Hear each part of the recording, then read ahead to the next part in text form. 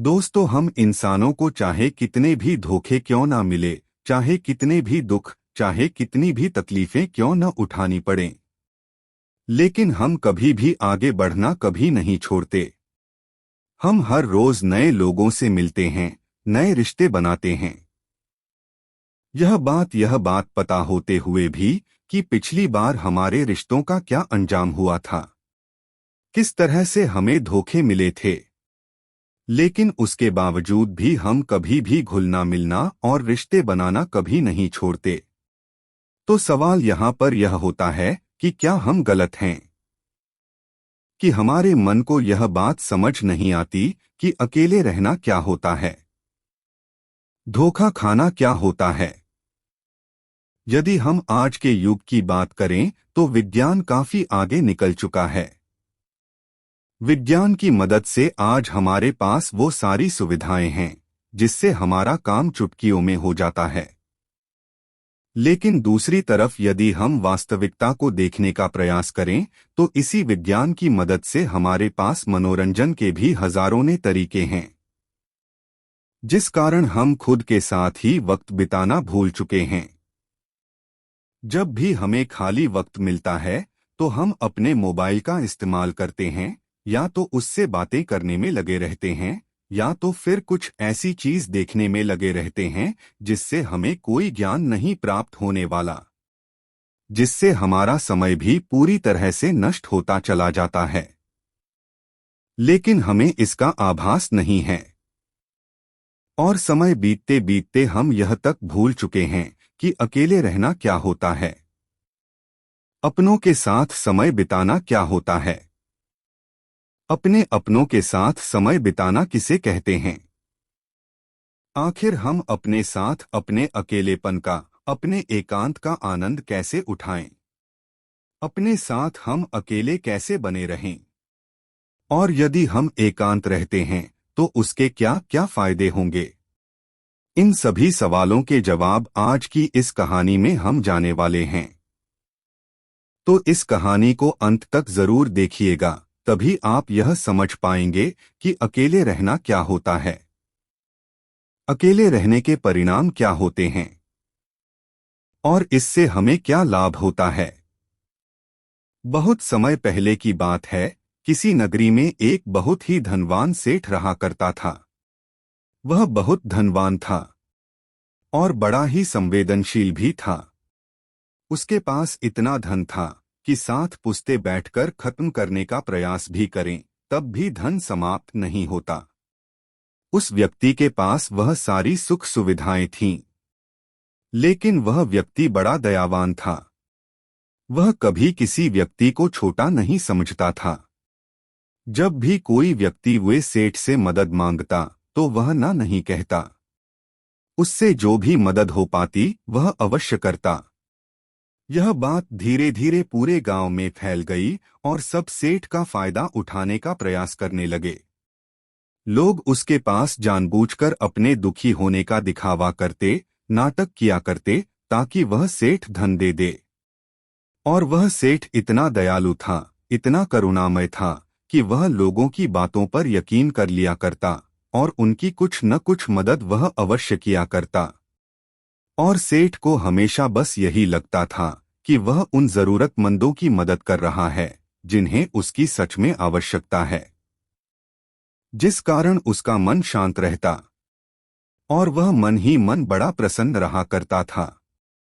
धीरे धीरे ऐसे ही कई दिन बीत गए। उस सेठ का एक मित्र था। उसे जब यह बात पता चला कि लोग उसके मित्र का फायदा उठा रहे हैं, उसे झूठ बोलकर धन ऐंठ रहे हैं, तो अपने मित्र के पास आया और उसने सारी बातें बता दी कि कैसे लोग उसका फायदा उठा रहे हैं, कैसे लोग उसका मजाक बना रहे हैं। अपने मित्र के मुंह से जब उसने यह सारी बातें सुनी तो उसे यकीन नहीं हुआ। उसने सोचा कि जांच पड़ताल की जाए। जब उसने जांच पड़ताल की और उसे पता चला कि लोग उसका फायदा उठा रहे हैं, उसका मजाक बना रहे हैं, तो उसे बहुत ठेस पहुंची। लेकिन इतने समय में कई मित्र बन चुके थे। उनमें से कई मित्र सच्चे थे तो कई झूठे। लेकिन उनमें से कौन से मित्र सही थे और कौन गलत, यह उस धनी सेठ के लिए जान पाना बड़ा मुश्किल सा हो गया था, क्योंकि वह अक्सर ही भीड़ भाड़ में घिरा रहता था। चारों तरफ उसके सच्चे और झूठे मित्र रहते थे।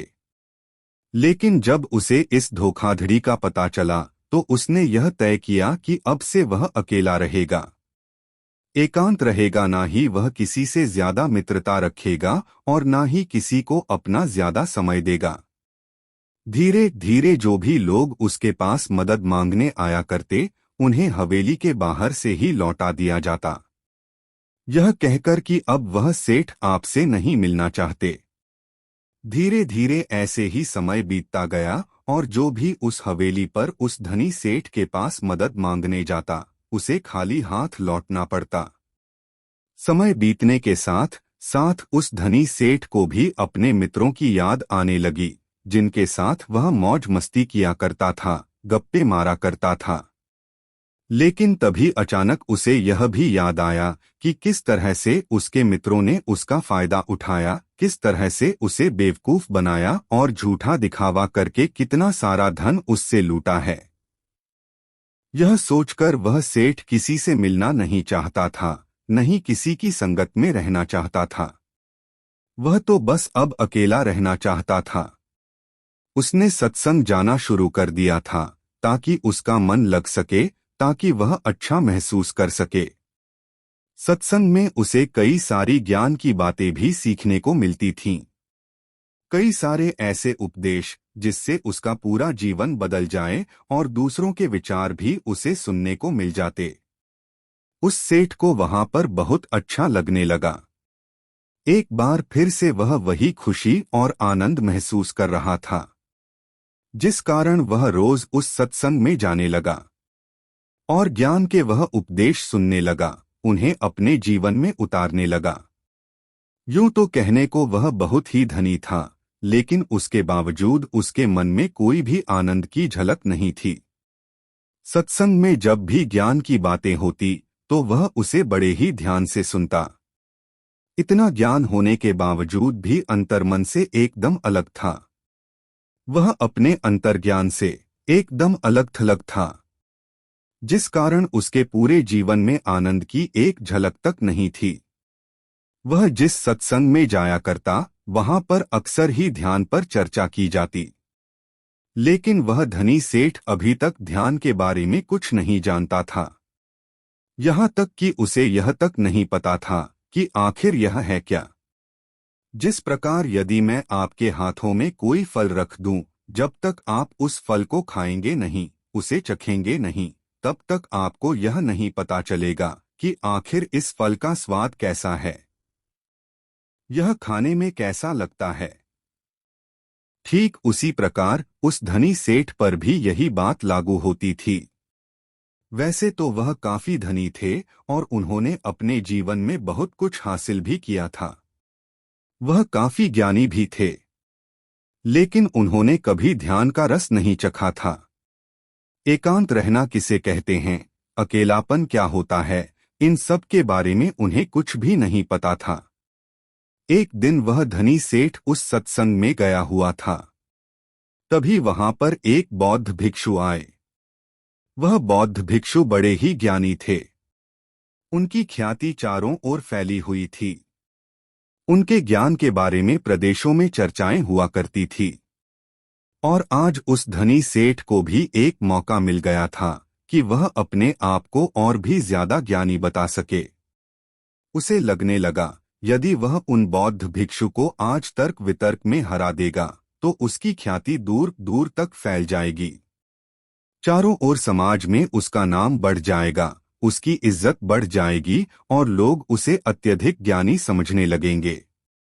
यह सब सोचकर वह धनी सेठ अत्यधिक प्रसन्न हो रहा था कि तभी वह बौद्ध भिक्षु बड़े ही शांत भाव से उसके पास से गुजरते हुए अपने आसन पर जाकर बैठ गए। सत्संग में तर्क वितर्क शुरू हुआ, लेकिन उस सेठ ने पहले से ही सोच रखा था कि वह किसी के भी उत्तर को सही साबित नहीं होने देगा।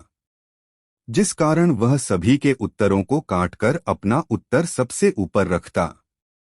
और वह मन ही मन यह भी सोच रहा था कि जैसे ही यह बौद्ध भिक्षु तर्क वितर्क में हिस्सा लेंगे, मैं इन्हें ऐसा घुमाऊंगा कि यह कुछ भी नहीं कर सकेंगे।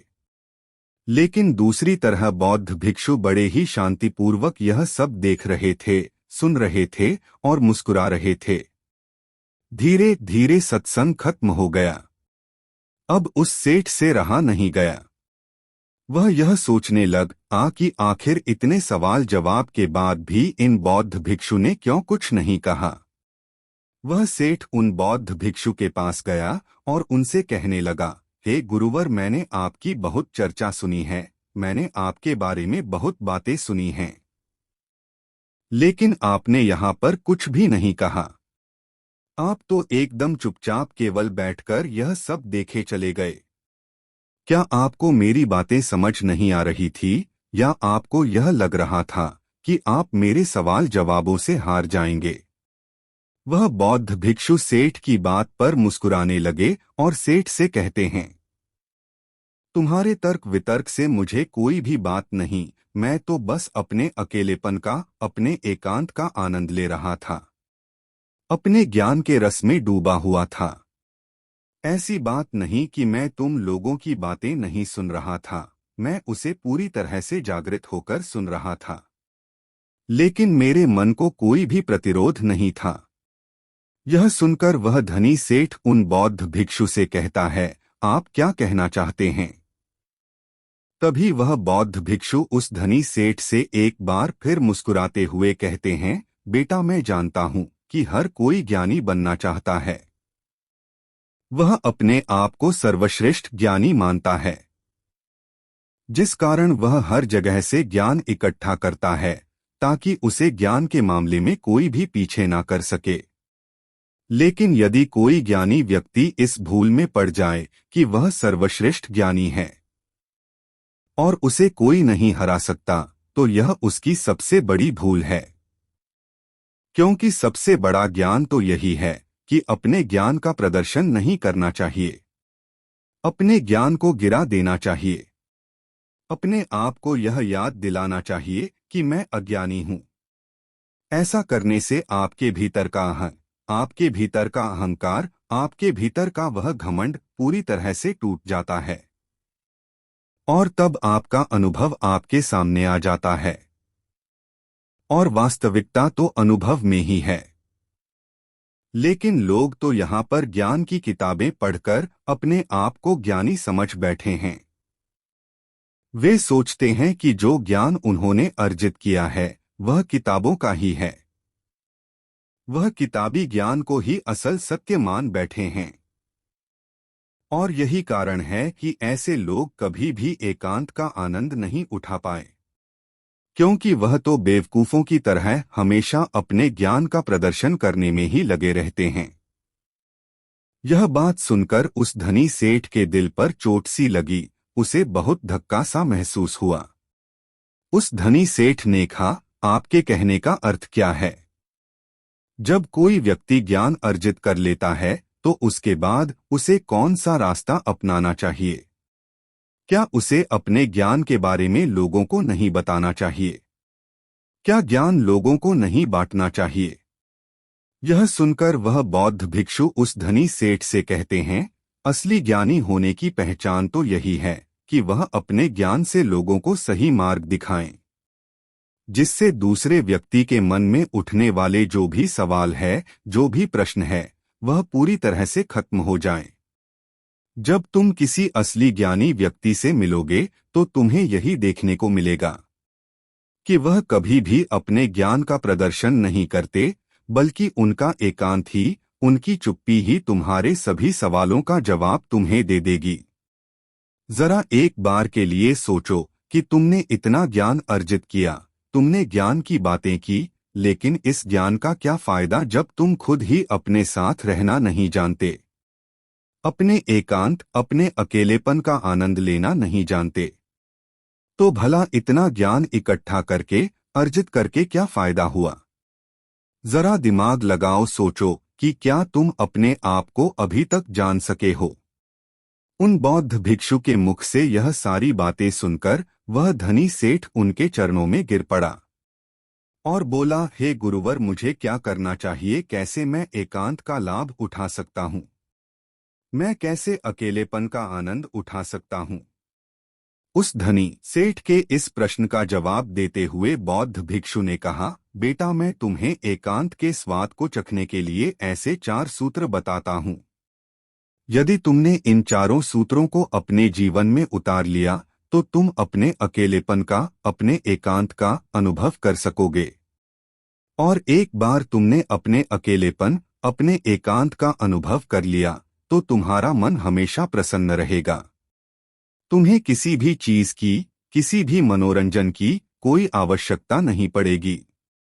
तुम्हें किसी ऐसे व्यक्ति की भी कोई आवश्यकता नहीं पड़ेगी जिसके साथ तुम अपना समय बिताओ, और आनंद का यह रस परमानंद बन जाएगा। और यह हमेशा तुम्हारे साथ ही रहेगा, तुम्हारे भीतर रहेगा, और यह हमेशा तुम्हारे साथ ही चलता रहेगा। आगे वह बौद्ध भिक्षु सेठ को पहला सूत्र बताते हुए कहते हैं कि अपने अंदर अपने आप को जानने की उत्सुकता को बढ़ाओ। तुम्हें यह जानना होगा कि तुम्हें खुद को जानना क्यों जरूरी है। हमने हमेशा ही एक सवाल जरूर सुना होगा कि खुद को जानना बहुत जरूरी है। लेकिन खुद को जानने के लिए हमें क्या करना चाहिए? तो यह सवाल आपका जवाब है। जब आप अपने मन में यह बैठा लेते हैं कि हमें खुद को जानना है, खुद को पहचानना है, यही सवाल आपको आपके जवाब तक ले जाता है। आप अपने आप के बारे में जानने के लिए प्रेरित होते हैं, लेकिन वहीं पर यदि आप यह सोचते हैं कि खुद को जानना क्यों जरूरी है, तो आप कभी भी खुद को जानने का प्रयास ही नहीं करेंगे। तो सबसे पहले यह जानते हैं कि खुद को जानना क्यों जरूरी है। हमें अपने आप को जानना इसलिए जरूरी है क्योंकि हम अपने आप को जानते ही नहीं, जिससे आपको क्रोध आ जाता है और आप क्रोध के आवेश में आकर उस व्यक्ति से कुछ अपशब्द कह देते हैं। लेकिन बाद में आपको अपने इसी कहने पर पछतावा होता है, दुख होता है। आप यह सोचने लगते हैं कि मुझे ऐसा नहीं कहना चाहिए था, मुझे उससे कुछ अलग तरह का व्यवहार करना चाहिए था। तो यहाँ पर समझने वाली बात यही है कि आप करना कुछ चाहते थे, लेकिन हो कुछ और गया। जैसे कि आप किसी को अपशब्द नहीं कहना चाहते थे, लेकिन अपशब्द तो दूर, आपने तो जमकर एक चांटा तक जड़ दिया। हालांकि आप यह करना नहीं चाहते थे, लेकिन आपसे यह हो तो जरूर गया। तो यह करवाने वाला कौन है? ऐसे ही कई सवाल आपके मन में उठने लगते हैं। आपके अंदर इसे जानने के लिए भी एक उत्सुकता जागती है कि आपको खुद को जानना क्यों जरूरी है। यदि आप खुद को जानते हैं तो आप कभी भी ऐसा व्यवहार नहीं करेंगे, बल्कि आप उस व्यक्ति के अपशब्द पर खुद को देखेंगे, समझेंगे और उसके बाद ही कोई प्रतिक्रिया आप उस व्यक्ति को देंगे, जिससे बाद में आपको किसी तरह का कोई पछतावा नहीं होगा और आपका मन भी पूरी तरह से शांत रहेगा। आगे वह बौद्ध भिक्षु उस धनी सेठ को अगला सूत्र बताते हुए कहते हैं कि आजकल के जीवन में हमारा मन अनेकों प्रकार की सुख सुविधाओं से, अनेकों प्रकार के मनोरंजन से घिरा रहता है। तो क्या यह सही है? दोस्तों, आपने देखा होगा कि जब आप अपने मोबाइल का इस्तेमाल कर रहे होते हैं, थोड़े समय के लिए तो ठीक है, लेकिन जब आप इसे लंबे समय तक इस्तेमाल करते हैं, अपना मनोरंजन करते हैं, तो आप अपने ही फोन से ऊब जाते हैं और फिर हमारा मन किसी और चीज में भी नहीं लगता। जिस मनोरंजन से हमारा मन खुश होना चाहिए था, हम उसी से ऊब जाते हैं, परेशान हो जाते हैं, चिंतित हो जाते हैं। इस विज्ञान ने हमें बहुत कुछ दिया है, लेकिन वहीं पर दूसरी तरफ हमें कुछ ऐसे साधन भी दे दिए हैं जिससे हम कभी भी एकांत नहीं रहना चाहते।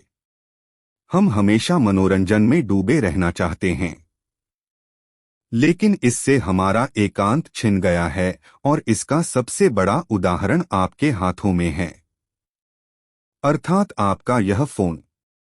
आपने देखा होगा यदि आप कहीं जा रहे हो और आपका मोबाइल यदि घर पर भी छूट गया हो तो आप तुरंत दौड़े दौड़े उसे लेने के लिए वापस घर लौट आते हैं, क्योंकि आप इसके बिना रह नहीं सकते, क्योंकि आप इसके बिना अपने आप को अधूरा मानते हैं।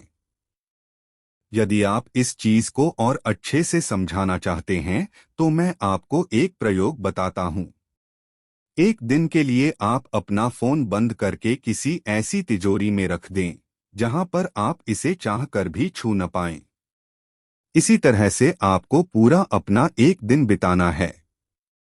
यकीन मानिए कि आपको यह एक दिन बिताना बहुत महंगा पड़ेगा, बहुत भारी लगेगा, क्योंकि जिस मोबाइल के जरिए आप अपना पूरा समय, पूरा दिन काट लेते हैं, जब वही आपके हाथों में नहीं होगा तब आपको अपना एक एक मिनट काटना बहुत मुश्किल लगेगा। लेकिन वास्तविकता तो यही है कि हमने अपने एकांत की बात तो इन्हीं आविष्कारों के हाथों में देती है, जिस कारण हम कभी भी एकांत नहीं ढूंढ पाए। आगे वह बौद्ध भिक्षु उस धनी सेठ को तीसरा सूत्र बताते हुए कहते हैं कि अपने आप को खाली रखो, क्योंकि आजकल लोग भाग दौड़ में इतना व्यस्त रहते हैं कि उनके पास अपने लिए तनिक भर का भी समय नहीं है। और जो थोड़ा थोड़ा समय हमें अपने लिए मिलता है वह भी हम मनोरंजन में लगा देते हैं, जिस कारण हमें अपने आप को जानना बहुत मुश्किल सा लगने लगता है। जब भी कोई थोड़ी सी भी विपत्ति हमारे ऊपर आती है तो हम चिंतित हो जाते हैं, परेशान हो जाते हैं, क्योंकि हमें अपने बारे में कुछ पता ही नहीं। लेकिन जब आप एकांत रहना सीखते हैं, अपने साथ अपना समय व्यतीत करना शुरू करते हैं, तभी आपको अपने अंदर की वह शक्तियां, वह ताकत, वह काबिलियत समझ में आने लगती है। और आप हर तकलीफ का सामना करने के लिए भी आप पूरी तरह से तैयार होते हैं। इसलिए खाली रहने की आदत डालिए, यह आपके लिए, आपके भविष्य के लिए बहुत जरूरी है। आगे वह बौद्ध भिक्षु उस धनी सेठ को चौथा सूत्र बताते हुए कहते हैं कि इस संसार में रहकर अपने एकांत में स्थिर रहना सीखना होगा। यह संसार, यह समाज जिसके साथ हम या तो बहुत अधिक लगाव रखते हैं या तो बहुत अधिक घृणा करते हैं, जिस कारण हमारे मन का एकांत पूरी तरह से उथल पुथल हो जाता है। हम ना तो अपने ऊपर काबू रख पाते हैं और ना ही हम यह समझ पाते हैं कि यह परिस्थितियां आखिर क्यों उत्पन्न हो रही हैं, क्योंकि हमें अपने बारे में ही जानकारी नहीं होती। और यदि आप अपने बारे में जान लेते हैं, अर्थात एकांत में रहते हैं, तो आप यह भी समझ पाते हैं कि ना तो आपका कोई मित्र है और ना ही आपका कोई शत्रु। आप इस संसार में हर एक प्राणी को एक समान ही देखते हैं।